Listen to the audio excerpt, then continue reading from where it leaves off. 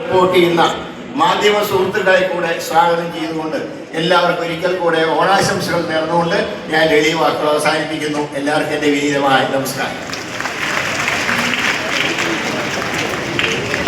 ബഹുമാനപ്പെട്ട ആരോഗ്യം ദേവസ്വം മന്ത്രി ശ്രീ കെ മുരളീധരന് നന്ദി. ഇന്നത്തെ ഉദ്ഘാടന ചടങ്ങിൽ അധ്യക്ഷനായ മലയാളിയുടെ എല്ലാം പ്രിയപ്പെട്ട ചലച്ചിത്ര താരം ശ്രീ കുഞ്ചാക്കോ ബോബൻ അവർ MLA-മാരായ അവരെ വിവിധ കമ്മിറ്റികളുടെ ചെയർമാൻമാരുമാണ് Shri GR Anil, M Vincent, N Sakthan, Shri G Stephen, Ramya Haridas, Sudheer Shah Palode, ജില്ലാ പഞ്ചായത്ത് പ്രസിഡന്റ് പ്രിയദർശിനി, ബഹുമാന്യനായ നമ്മുടെ chief secretary Vishwanath Sinha, councillor Cletus, നമ്മുടെ ടൂറിസത്തിൻ്റെ secretary Shri K Biju IAS, director Anjana IAS, additional director Sreedhanya Suresh, മറ്റ് ബഹുമാനം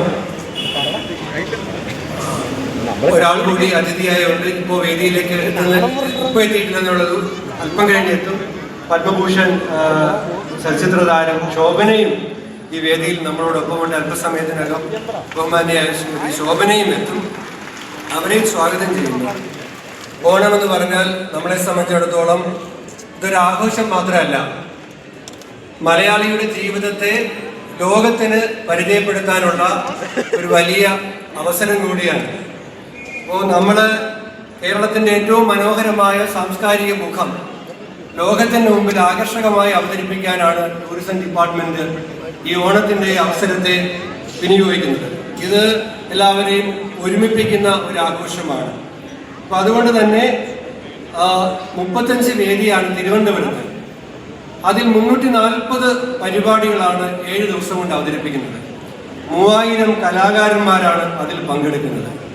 അതുകൂടാതെ 13 വേദികളിലായി 8000 കലാകാരന്മാർ, 13 ജില്ലകളിലായി 8000 കലാകാരന്മാർ 7 ദിവസം കലാവിരുന്ന് അവതരിപ്പിക്കുന്നു. ബഹുമാനപ്പെട്ട മുഖ്യമന്ത്രിയുടെ അധ്യക്ഷതയിൽ ചേർന്ന ആദ്യ യോഗം മുതൽ ഇങ്ങോട്ട് ബഹുമാനപ്പെട്ട മുഖ്യമന്ത്രിയും ചീഫ് സെക്രട്ടറിയും ഗവൺമെന്റിന്റെ മിഷനറി എല്ലാം ഈ സംവിധാനങ്ങൾക്കെല്ലാം ഒപ്പം നിന്നു. നമ്മുടെ എല്ലാ MLA-മാരും മേയറും എല്ലാം ഇതിൻ്റെ സംഘാടക സമിതിയായിരുന്നു. അവരെല്ലാവരും കൂടെ ഒരുമിച്ച് ഞങ്ങൾ എല്ലാവരും കൂടെ കഴിഞ്ഞ ഒരു മാസമായി അതിൽ വൈസ് ചെയർമാൻമാർ ഇവിടെ സദസ്സിലുണ്ട്, അംഗങ്ങളുണ്ട്. അവരോടെല്ലാം ഒഴിവാക്കിയത് നന്ദി പറയുകയാണ്. ഞാൻ ദീർഘമായ പ്രസംഗത്തിലേക്ക് ഒന്നും തന്നെ കടക്കുന്നില്ല. ഒരു കാര്യം കൂടി സൂചിപ്പിക്കുന്നുണ്ട്. ഒരു ബഹുമാനപ്പെട്ട CM നമ്മൾ ഈ വർഷം മുതൽ ഈ നിശാഗന്ധി എല്ലാ ദിവസവും, ഇന്നിപ്പോൾ ശോഭന അവതരിപ്പിക്കുന്ന നൃത്തമാണ്, പക്ഷേ അടുത്ത ദിവസങ്ങളിൽ നമ്മുടെ നാടിൻ്റെ മുടിയേറ്റ്, തോൽപ്പാവക്കൂത്ത്, പടയണി, അർജുന നൃത്തം, പൂതനും തിറയും, ഇതെല്ലാം നിശാഗന്ധിയിൽ 6 മണി മുതൽ 7 മണി വരെ നിശാഗന്ധിയിൽ അവതരിപ്പിക്കുകയാണ്. ഇത് കാണാനുള്ള അവസരം വിദേശ വിനോദസഞ്ചാരികൾക്കും നമ്മുടെ ദേശത്തിൻ്റെ വിവിധ ഭാഗങ്ങളിൽ എത്തിയവർക്കുമെല്ലാം അതിനൊരു അവസരമുണ്ട്. തീർച്ചയായും മലയാളി എവിടെയാണെങ്കിലും ഓണമാകുമ്പോൾ ഓണാകും. തിരുവനന്തപുരത്തെ ആളുകൾ ഇന്നലെ മുതലേ ഓണായി കഴിഞ്ഞു. ഇനി 7 ദിവസം ഇത് അനന്തപുരമല്ല, ഇത് ആനന്ദപുരമായി മാറുകയാണ്. എല്ലാവരെയും ഒരിക്കൽ കൂടി വരവേൽക്കുന്നു, സ്വാഗതം ചെയ്യുന്നു. ഞാനിത് വാക്കുകൾ അവസാനിപ്പിക്കുന്നു. ബഹുമാനപ്പെട്ട ടൂറിസം വകുപ്പ് മന്ത്രി ശ്രീ PC വിശ്വനാഥന് നന്ദി.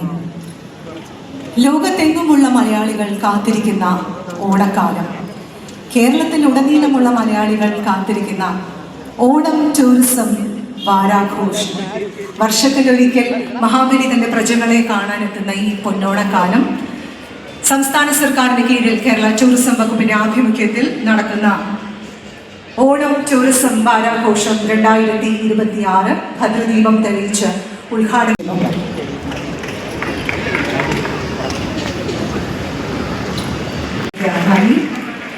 സിനിമയുടെ വെള്ളിത്തിരയിൽ ചിരിയുടെയും പ്രണയത്തിന്റെയും സൗഹൃദത്തിന്റെയും മനോഹര നിമിഷങ്ങൾ സമ്മാനിച്ച കലാകാരൻ, യുവത്വത്തിന്റെ ചുറുചുറുക്കും സ്വാഭാവികമായ അഭിനയ ശൈലിയും എന്നും പുതുമ തേടുന്ന കഥാപാത്രങ്ങളുമായി മലയാള സിനിമയിൽ ഒരു പുതുതരംഗം സൃഷ്ടിച്ച് എല്ലാ കാലത്തെയും പ്രേക്ഷകരോട് ചേർന്ന് നിൽക്കുന്ന പ്രിയപ്പെട്ട അഭിനേതാവ് ശ്രീ കുഞ്ചാക്കോ ബോബനെ ഈ സദസ്സിനെ അഭിസംബോധന ചെയ്യുന്നതിനായി സാദരം ക്ഷണിക്കുന്നു.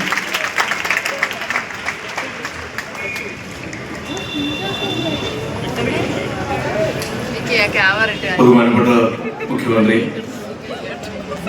വേദിയിലിരിക്കുന്ന വിശിഷ്ട വ്യക്തികളെ, മന്ത്രിമാർ, MLA-മാർ, മറ്റ് ഉദ്യോഗസ്ഥർ, പ്രിയപ്പെട്ടവരെ, എല്ലാവരും സൂചിപ്പിച്ച ഒരു ദീർഘമായ പ്രസംഗത്തിന് ഞാനും മുതിരുന്നില്ല. എന്നാൽ ഓണം എന്നുള്ള വാക്ക് നമ്മൾ മലയാളികളുടെ ജീവിതത്തിൻ്റെ ഒരു ഭാഗമാണ്. കാലങ്ങൾക്ക് അതീതമായി, വേഷങ്ങൾക്ക് അതീതമായി, രൂപങ്ങൾക്കും ഭാവങ്ങൾക്കും അതീതമായി മലയാളികൾ ലോകമെമ്പാടും ആഘോഷിക്കുന്ന ഒരു ഉത്സവമാണ്.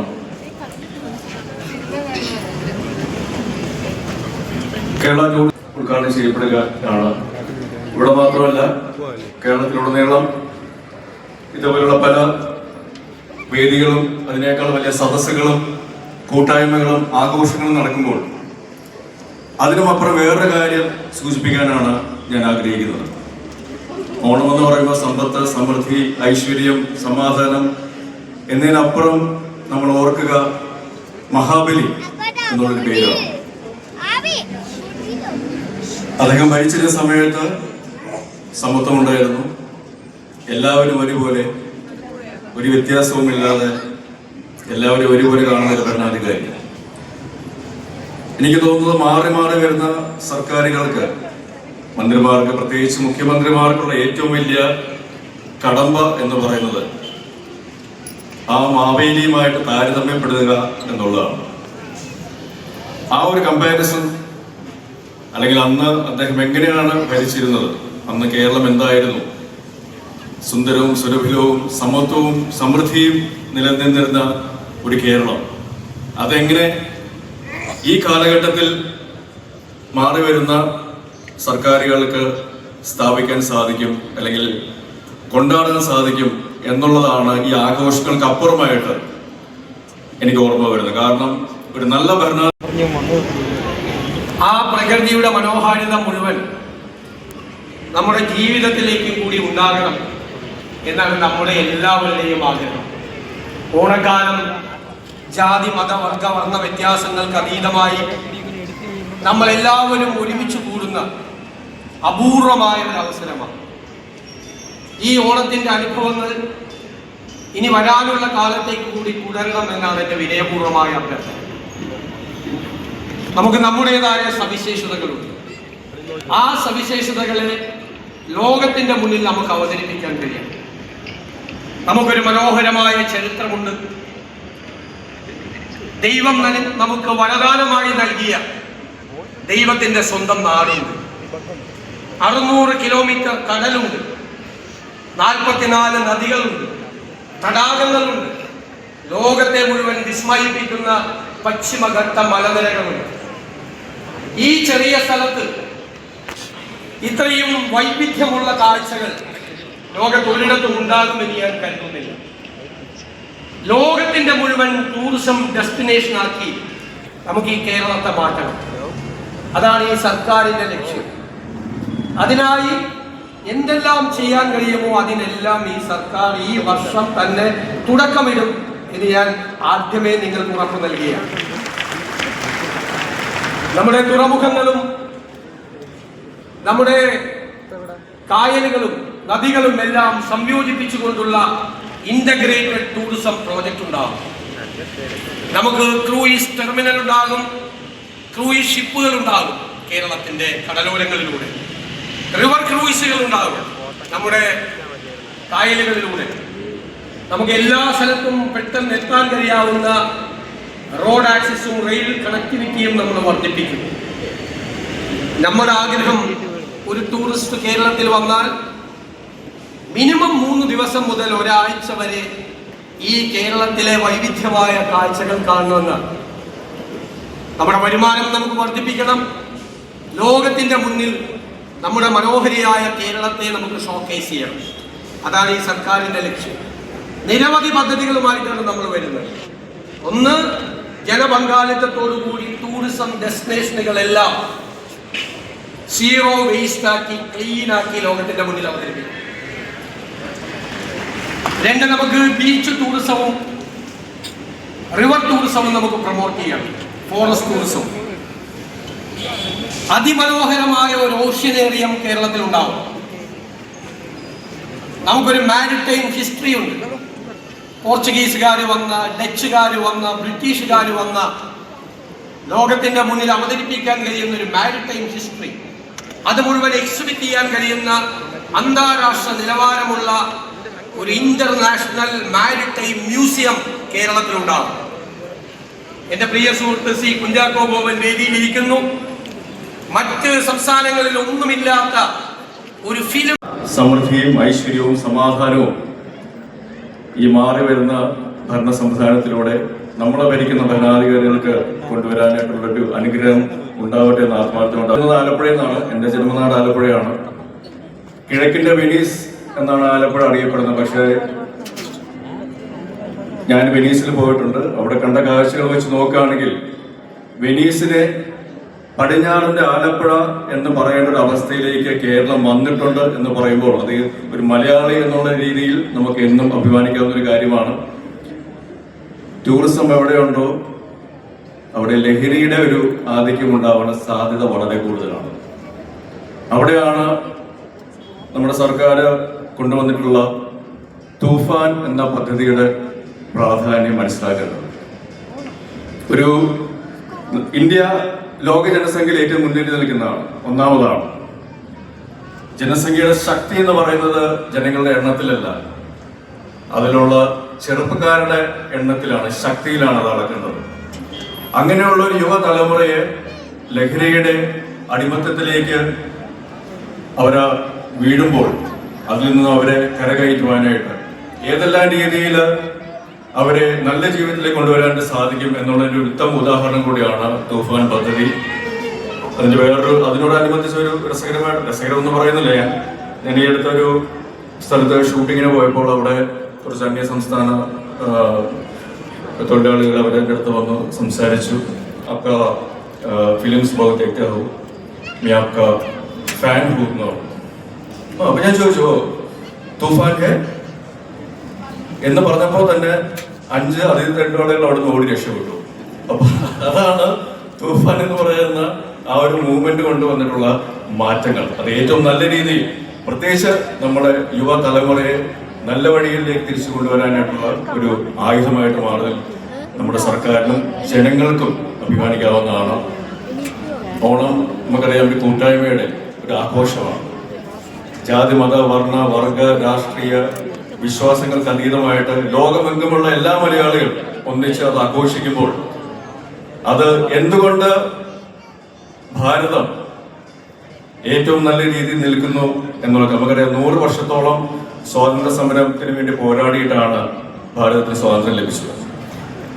ഏകദേശം 1800 കാലഘട്ടങ്ങൾ മുതൽ 1947 നമുക്ക് സ്വാതന്ത്ര്യം കിട്ടുന്നവരെ 100 വർഷത്തോളം നമ്മൾ സ്വാതന്ത്ര്യത്തിന് വേണ്ടി പോരാടി.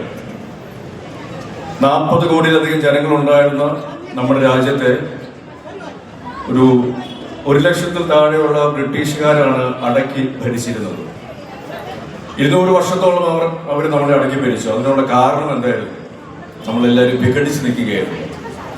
ഒരു പൊതുവായ ശത്രു വന്നപ്പോഴാണ് ആ വിധത്വത്തിലെ ഏകത്വം എന്നുള്ളത്. അത് ഒരു പൊതുശത്രുവിനെതിരെ വേണ്ടിയിട്ടായിരുന്നു. കേരളത്തിന്റെ ഒരു പ്രത്യേകത നോക്കുകയാണെങ്കിൽ ഈ ഒരു നാനാത്വത്തിലെ ഏകത്വം നമ്മൾ ഓണാഘോഷ പരിപാടികളിൽ ഓണത്തിന്റെ കാലഘട്ടങ്ങളിൽ നമുക്ക് വളരെ വ്യക്തതയോടെ വളരെ ഉയർത്തി കാണിക്കാവുന്ന ഒരു കാര്യമാണ്.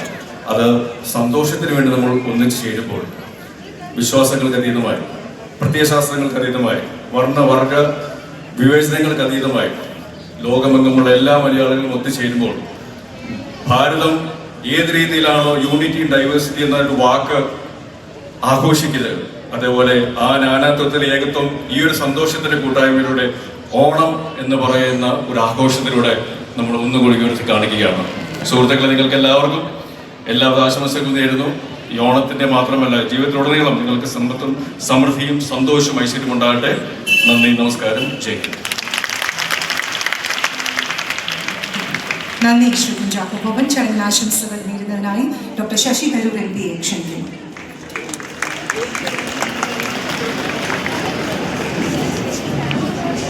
ബഹുമാനപ്പെട്ട അധ്യക്ഷൻ, നമ്മുടെ ടൂറിസം ആൻഡ് കൾച്ചർ മിനിസ്റ്റർ, ഇന്നു മുതൽക്ക് പ്രസിദ്ധപ്പെട്ട പാട്ടുകാരനുമായ ശ്രീ PC വിശ്വനാഥ്, നമ്മുടെ മുഖ്യമന്ത്രി ശ്രീ VD സതീശൻ, സ്വാഗത പ്രസംഗം ചെയ്ത മന്ത്രി ശ്രീ K മുരളീധരൻ, വേദിയിൽ സഹകരിക്കുന്ന എല്ലാ ജനപ്രതിനിധികളെ, MLA-മാരെ, ടൂറിസം വകുപ്പിൻ്റെ ഭാരവാഹികളെ, ഇവിടെ ഇരിക്കുന്ന മഹാജനങ്ങളെ, തിരുവനന്തപുരം നിവാസികളെ, എല്ലാവർക്കും എൻ്റെ വിനീതമായ നമസ്കാരം. എല്ലാവർക്കും എൻ്റെ ഹൃദയം നിറഞ്ഞ ഓണം ആശംസകൾ. ആദ്യം നമ്മളിവിടെ കൂടിയിരിക്കുന്നത് ഈ ചടങ്ങിനെ ദീർഘിപ്പിക്കാനല്ല, ഒന്ന് രണ്ട് കാര്യങ്ങൾ മാത്രമേ പറയാനുള്ളൂ. ശ്രീ കുഞ്ചാക്കോ ബോബൻ സൂചിപ്പിച്ച പോലെ ഓണം എല്ലാവരുടെയുമാണ്. ജാതി, മതം, റീജിയൻ, കേരളത്തിൻ്റെ ഓരോരോ ഭാഗത്തും എല്ലാവർക്കും ഒരേപോലെ ആഘോഷിക്കുന്ന ഒരു ദിനമാണ്. ആ സന്തോഷം നമ്മളെല്ലാവരും പങ്കെടുക്കും. അതിനൊപ്പം നമുക്ക് ഒരു കാര്യം ഒരിക്കലും മറക്കരുത്.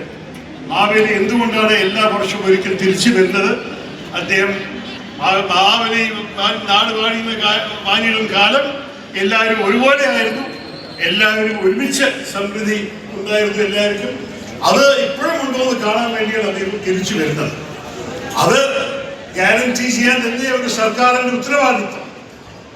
ഓണത്തിൻ്റെ സ്പിരിറ്റാണ് സർക്കാരിൻ്റെ രാഷ്ട്രീയത്തിൻ്റെയും സ്പിരിറ്റ്. എല്ലാവരെയും ഒരേപോലെ കാണണം, എല്ലാവർക്കും ഒരേപോലെ വികസനവും സഹായവും കൊടുക്കണം. അതുപോലെ തന്നെ നമ്മളുടെ സമൃദ്ധി എല്ലാവർക്കും പങ്കെടുക്കാൻ സാധിക്കണം. അതിനല്ലേ രാഷ്ട്രീയക്കാരിൽ ഇരിക്കുന്നത്. അതുപോലെ തന്നെ മഹാബലിയോട് വരുമ്പോൾ നമ്മളെ ആവശ്യപ്പെടുന്നത്. ഞാൻ പ്രത്യേകിച്ച് ഒരു കാര്യം നിങ്ങളോട് ഇവിടെ പറയാൻ ആഗ്രഹിക്കുന്നത്, ഈ ടൂറിസം ഡിപ്പാർട്ട്മെൻറ്റിൻ്റെ ഈ വർഷത്തിൻ്റെ മുദ്രാവാക്യമാണ് ഇനി എന്നും പൂക്കാലം.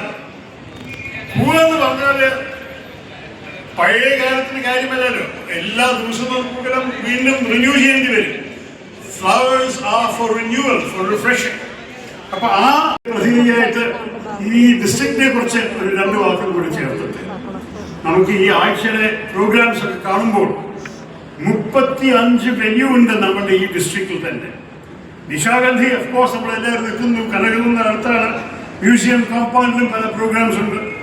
പക്ഷേ ശംഖുമുഖത്തിൻ്റെ ബീച്ചിലും കോവളത്തിലും വർക്കലയിലും ഒക്കെ നമ്മൾ ഈ ആഘോഷത്തിൻ്റെ ഓരോരോ പരിപാടികൾ നടത്തുന്നത്. ആറ്റിങ്ങലിലും നെടുമങ്ങാടിലും നെയ്യാറ്റിൻകരയിലും ഒക്കെ ചെമ്പഞ്ചിയിലത്തെ ശ്രീനാരായണ ഗുരുവിൻ്റെ ഗുരുക്കുലത്തും കൂടി ഓണം ആഘോഷം നമ്മൾ നടത്തുന്നുണ്ട്. കൾച്ചർ എന്ന് പറഞ്ഞാൽ നമ്മളുടെ വീട്ടിലിരിക്കാനോ ഒരു വേദിയിൽ സ്റ്റേജിൽ മാത്രം കാണാനല്ല, ജനങ്ങളുടെ ഇടയിൽ എത്തിക്കാനാണ്. അതാണ് ഈ വർഷത്തിൻ്റെ പ്രോഗ്രാം വീണ്ടും നിങ്ങൾക്ക് ചൂണ്ടിക്കാണിക്കുന്നത്. ഒരു ആഘോഷം എല്ലാവരെയും ഉൾപ്പെടുത്തുന്ന ഒരു ആഘോഷമാണ്. ലോകം കേരളത്തെയും പ്രത്യേകിച്ച് തിരുവനന്തപുരത്തെ ശ്രദ്ധിച്ചുകൊണ്ടിരിക്കുകയാണ് ഈ നിമിഷങ്ങൾ. ബഹുമാനപ്പെട്ട മുഖ്യമന്ത്രി പറഞ്ഞതുപോലെ നമുക്ക് ഏറ്റവും സാധ്യതയുള്ള ഒരു മേഖലയാണ് ടൂറിസം. ഈ ടൂറിസം ഡിപ്പാർട്ട്മെന്റിന്റെ ഈ സംരംഭത്തിൽ ഏത് തരത്തിലാണ് വളരെ മനോഹരമായി കേരളത്തിൽ ഓണം ആഘോഷിക്കുന്നത്? വരാൻ പോകുന്ന ദിനങ്ങളിൽ കേരളത്തിൽ ഒരു മുതൽക്കൂട്ടായി മാറാൻ പോകുന്ന എത്രയും പെട്ടെന്ന് തന്നെ അടുത്ത പരിപാടി ഈ വേദിയിൽ ആരംഭിക്കും. പത്മഭൂഷൺ ശോഭന അവതരിപ്പിക്കുന്ന നൃത്തം. നന്ദി.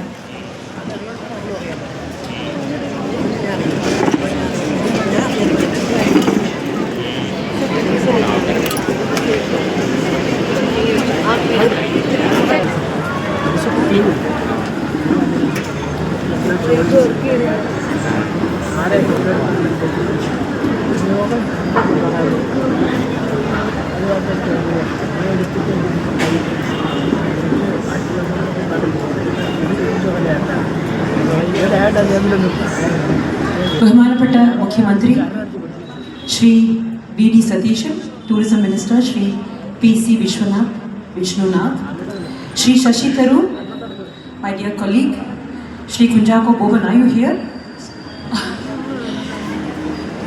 എൻ്റെ പ്രിയപ്പെട്ടവരെ, ഇത്രയും മനോഹരമായ ഒരു പ്രോഗ്രാം, ഒരു വേദി ഞങ്ങൾക്ക് കൊടുത്തതിൽ എനിക്ക് വളരെയേറെ സന്തോഷമുണ്ട്. I'd like to thank the tourism department. ഈ അവസരം കിട്ടിയ മാം, താങ്ക് യു. ഓൾസോ ഒരു നല്ലൊരു സായം സന്ധ്യ. എപ്പോഴും ഞാൻ ട്രിവാൻഡ്രം വരുമ്പോൾ, എസ്പെഷ്യലി ഇങ്ങനെ ഒരു ബ്യൂട്ടിഫുൾ ഓഡിയൻസ്, എനിക്ക് മഹാരാജാവിൻ്റെ എന്തെങ്കിലും പദമോ ഒരു കൃതിയോ ചെയ്യാൻ എപ്പോഴും എനിക്ക് തോന്നും. അത് ചെയ്തില്ലെങ്കിൽ എൻ്റെ മനസ്സ് അറിയില്ല. സോ എൻ്റെ ഗുരുക്കൾ ശ്രീമതി ചിത്ര വിശ്വേശ്വരൻ, ഡോക്ടർ പത്മ സുബ്രഹ്മണ്യം 1980s തമിഴ്നാട്ടിൽ ഇരുന്നിട്ടും അവർ പഠിപ്പിച്ചു കൊടുത്തിട്ടുണ്ട്. ദാറ്റ് ഈസ് സ്വാതി തിരുനാളിൻ്റെ ശൃംഗാര പദം. സോ എത്രമാത്രം മഹാരാജാവ് എഴുതിയിട്ടുണ്ട്. ആൻഡ് എനിക്ക് എപ്പോഴും അവർ, ബിക്കോസ് എൻ്റെ ഒരു ഹിസ്റ്ററി അവർക്കറിയാം, എൻ്റെ കൾച്ചർ, സംസ്കാരം. So they have taught me these pieces. I am very very grateful to them. ആണ് ഇത് അലസര പരിതാപം ജലജ ബന്ധു ജലതി അമേന്നു. It's evening now, but still I hope you enjoy the piece. Thank you for this opportunity. Happy Onam.